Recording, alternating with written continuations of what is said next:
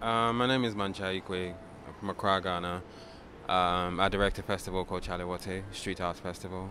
Um, this gathering, in terms of engagement, has been particularly useful.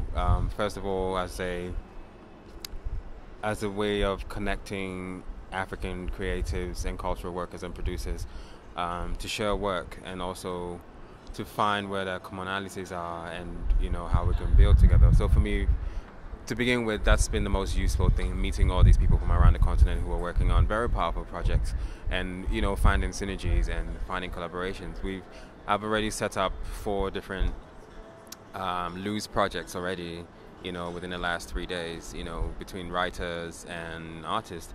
It's not very often that you get to make these kind of connections. So for me, that's been the most useful part, making these connections and then creating projects and then see where it goes, because most importantly, if we were going to create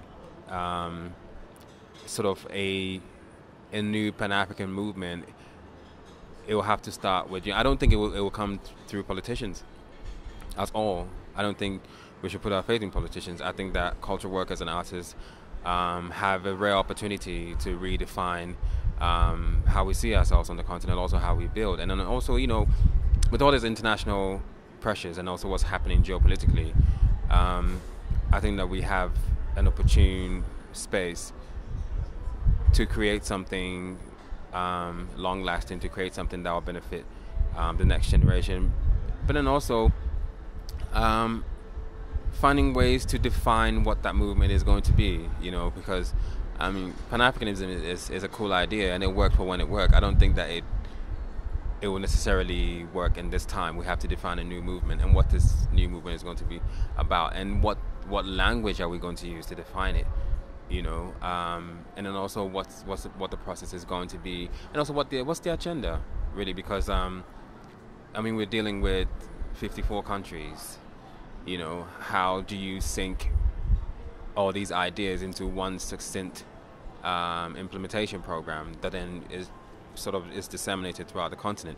But like with everything else, it starts small, and I'm particularly a big believer in small beginnings and smaller groups creating impactful projects that then spread. I don't think that there's one definition or one idea that surpasses everything. I think that we need to be open to a series of ideas, to a series of collected thoughts, to implement this new agenda for African cohesion and unity, which is the grand idea, I suppose. I do think that it's going to happen in the cultural sector, and also we should ask ourselves, why is the world so interested in African cultural development and cultural programming and cultural practice now? As a new resource front, particularly for the West. And we need to understand, as cultural producers, our positions and also how we define it, so we don't make the same mistakes that were made, 40, 50 years ago.